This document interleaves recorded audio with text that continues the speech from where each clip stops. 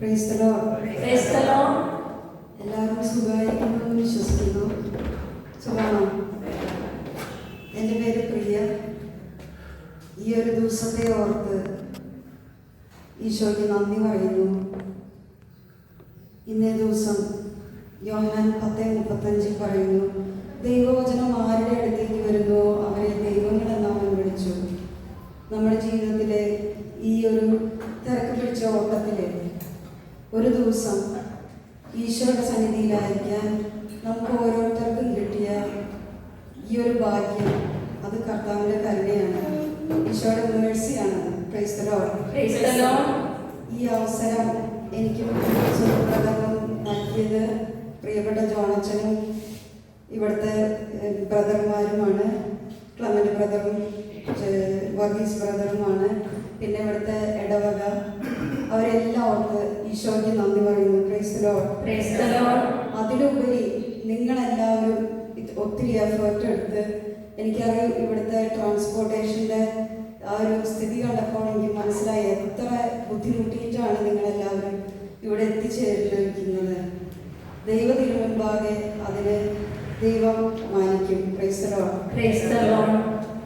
നമുക്കൊരു നിമിഷം കണ്ണുകൾ അടച്ച് പ്രാർത്ഥിക്കാം. വിശുദ്ധ പൗലോസ് റോമക്കാർക്ക് എഴുതിയ ലേഖനം 8-ാം അധ്യായം 26-ാം തിരുവചനം, നമ്മുടെ ബലഹീനതയിൽ ആത്മാവ് നമ്മെ സഹായിക്കുന്നു. വേണ്ട വിധം പ്രാർത്ഥിക്കേണ്ടത് എങ്ങനെയെന്ന് നമുക്ക് അറിഞ്ഞുകൂടാ. എന്നാൽ അവാച്യമായ നെടുവീർപ്പുകളാൽ ആത്മാവ് തന്നെ നമുക്ക് വേണ്ടി മാധ്യസ്ഥം വഹിക്കുന്നു. പരിശുദ്ധാത്മാവാണ് നമുക്ക് വേണ്ടി മാധ്യസ്ഥം വഹിക്കുന്നത്. പരിശുദ്ധാത്മാവിൻ്റെ വെളിവില്ലെങ്കിൽ നമുക്ക് നമ്മുടെ ശരീരത്തിൽ പാപമല്ലാതെ യാതൊന്നുമില്ല. നമ്മുടെ ശരീരം കൊണ്ട് ചെയ്യാവുന്ന ഏക കാര്യം പാപമാണ്. എന്നാൽ കൃപയാൽ മാത്രമേ യേശുവിൻ്റെ ആത്മാവിൻ്റെ പ്രവർത്തികൾ ചെയ്യാനും സംസാരിക്കാനും നമുക്ക് സാധിക്കുകയുള്ളൂ. ആ കൃപയിൽ നമുക്ക് ശരണം വയ്ക്കാം. വചനം, ദൈവവചനം യെശയ്യാ 66:2 അനുതാപമുള്ള ഹൃദയത്തോടെ ദൈവവചനത്തെ സ്വീകരിക്കാം. ദൈവവചനം നമ്മുടെ അടുത്തേക്ക് കടന്നു വരുമ്പോൾ മാനസാന്തരം സംഭവിക്കണം. വെറുതെ വചനം കേട്ട് യാക്കോബ് ശ്ലീഹായുടെ ലേഖനത്തിൽ പറയുന്നത് പോലെ 1:21 പറയുന്നത് പോലെ ആത്മവഞ്ചകരാകാതെ, വചനം കേട്ട് കടന്നു പോകുന്ന ആത്മവഞ്ചകരാകാതെ ആ വചനം നമുക്ക് ഒരു പടി കൂടി ഈശോയെ സ്നേഹിക്കാൻ, ഒരു പടി കൂടി വിശുദ്ധിയിൽ ജീവിക്കാൻ ഈ വചനം നമ്മളെ സഹായിക്കട്ടെ എന്ന് നമുക്ക് പ്രാർത്ഥിക്കാം. അതിനുവേണ്ടി നമ്മുടെ ഹൃദയം തുറക്കാൻ വിശുദ്ധ ലൂക്കായുടെ സുവിശേഷം 24:45 അപ്പോസ്തല പ്രവർത്തനം 16:14 ലിദിയായുടെ ഹൃദയം തുറന്നതുപോലെ ഈശോയെ ഞങ്ങളുടെ ഹൃദയങ്ങൾ തുറക്കണമേ. അങ്ങയുടെ തിരുവചനം യോഹന്നാൻ 15:3 ഞാൻ നിങ്ങളോട് പറഞ്ഞ വചന നിമിത്തം നിങ്ങൾ ശുദ്ധിയുള്ളവരായിരിക്കുന്നു. ഈശോയെ, അങ്ങയുടെ തിരുവചനം ഇരുതല വാളാണ്. വചനം പറയുന്ന എന്നെയും, പാപിയും ബലഹീനയുമായ എന്നെയും, വചനം കേൾക്കുന്ന ഓരോ മക്കളെയും അവരുടെ കുടുംബങ്ങളെയും യേശുവെ അങ്ങയുടെ തിരുവചനത്താൽ വിശുദ്ധീകരിക്കണമേ. കാരണം യോഹന്നാൻ 6:63 പറയുന്നു, ആത്മാവാണ് ജീവൻ നൽകുന്നത്, ശരീരം ഒന്നിനും ഉപകരിക്കുന്നില്ല. ഞാൻ നിങ്ങളോട് പറഞ്ഞ വചനം ആത്മാവും ജീവനുമാണ്. യേശുവെ, ഈ വചനത്താൽ ഞങ്ങളെ വിശുദ്ധീകരിക്കണമേ, ഞങ്ങളുടെ കുടുംബങ്ങളെ വിശുദ്ധീകരിക്കണമേ. ഞങ്ങളുടെ ജീവിത പ്രശ്നങ്ങളിലേക്ക് കർത്താവേ ഇറങ്ങി വരണമേ എന്ന് പ്രാർത്ഥിക്കുന്നു. വചനത്തിന് അമ്മയായ പരിശുദ്ധ മറിയമേ, ഞങ്ങൾക്ക് വേണ്ടി പ്രാർത്ഥിക്കണമേ. നിങ്ങൾക്ക് വേണ്ടി പ്രാർത്ഥിച്ച് ഞാനൊരു ഈ ഷെയർ ചെയ്യാൻ വേണ്ടി ഒരു വചനം ഈശോ എനിക്ക് തന്നിട്ടുണ്ട്. അതിതാണ് യെശയ്യാ പ്രവാചകന്റെ പുസ്തകം 26-ാം അധ്യായം 12-ാം തിരുവചനം, 12-ഉം 13-ഉം തിരുവചനം. ആർക്കെങ്കിലും അത് വായിക്കാം?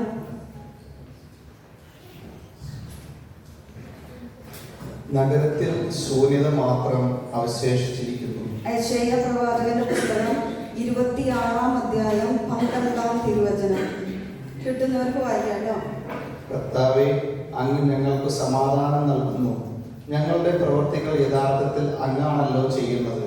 ഞങ്ങളുടെ ദൈവമായ കർത്താവേ, മറ്റധിപന്മാർ ഞങ്ങളെ ഭരിച്ചിട്ടുണ്ട്. എന്നാൽ അങ്ങയുടെ നാമം മാത്രമാണ് ഞങ്ങൾ ഏറ്റുപറയുന്നത്. ആമേൻ. Praise the Lord. Praise the Lord. ആ വചനം ഒന്നുകൂടെ നമുക്ക് ധ്യാനിക്കാൻ. കർത്താവേ, അങ്ങ് ഞങ്ങൾക്ക് സമാധാനം നൽകുന്നു. ഞങ്ങളുടെ പ്രവൃത്തികൾ യഥാർത്ഥത്തിൽ അങ്ങാണല്ലോ ചെയ്യുന്നത്. ഞങ്ങളുടെ ദൈവമായ കർത്താവേ, മറ്റ് അധിപന്മാർ ഞങ്ങളെ ഭരിച്ചിട്ടുണ്ട്, എന്നാൽ അങ്ങയുടെ നാമം മാത്രമാണ് ഞങ്ങൾ ഏറ്റുപറയുന്നത്.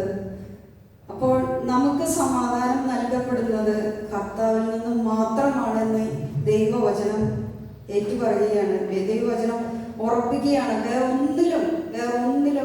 വേറെ ഒരു സാഹചര്യത്തിൽ നിന്നും വേറെ ഒരു മനുഷ്യരിൽ നിന്നും നമുക്ക് സമാധാനം കിട്ടില്ല. സമാധാനം കിട്ടുന്നത് സമാധാന രാജാവായ കർത്താവിൽ നിന്നും മാത്രം. അപ്പം പിന്നെ 13-ാമത്തെ തിരുവചനം പറയുന്നത്, ഞങ്ങളുടെ ദൈവമായ കർത്താവേ, മറ്റ് അധിപന്മാർ ഞങ്ങളെ ഭരിച്ചിട്ടുണ്ട്. മറ്റ് അധിപന്മാർ എന്ന് പറയുമ്പോൾ പല സാഹചര്യങ്ങളാകാം, പല വ്യക്തികളാകാം, പലതും ഞങ്ങളെ ഇൻഫ്ലുവൻസ് ചെയ്തിട്ടുണ്ട്, ഞങ്ങളെ മുന്നോട്ട് കൊണ്ടുപോയിട്ടുണ്ട്, ഞങ്ങളെ ഗൈഡ് ചെയ്തിട്ടുണ്ട്. എന്നാൽ വചനം പറയുന്നു, അങ്ങയുടെ നാമം മാത്രമാണ് ഞങ്ങൾ ഏറ്റുപറയുന്നത്. Praise the Lord. Praise the Lord. നമ്മുടെ പ്രതിസന്ധിയിൽ, നമ്മുടെ ജീവിതത്തിന്റെ പ്രശ്നങ്ങളിൽ ഈശോയുടെ നാമം മാത്രം ഏറ്റുപറയാനേ നമ്മൾ വിളിക്കപ്പെട്ടിരിക്കുന്നത്. Praise the Lord. Praise the Lord. ഞാൻ നിങ്ങളെ ഈ കൂട്ടായ്മയെ ഇവിടെ ഇരിക്കുമ്പോൾ പെട്ടെന്ന് ഈശോ തന്നൊരു തോട്ടായിരുന്നു. അപ്പസ്തോല പ്രവർത്തനത്തിലെ അപ്പസ്തോലന്മാരുടെ കാലത്തിൽ ആദിമസഭയിലെ ഇതുപോലെ ഏതെങ്കിലും കാറ്റക്യൂമെൻസ് പോലത്തെ അണ്ടർഗ്രൗണ്ട് ചർച്ചുകളിലായിരിക്കണം, അങ്ങനെയാണല്ലോ ചരിത്രം പറയുന്നത്, കൂടി വന്ന് ഈശോയെ ആരാധിച്ചിരുന്നത്. നിങ്ങൾ ആ ചരിത്രത്തിന്റെ ബാക്കിയാണ്.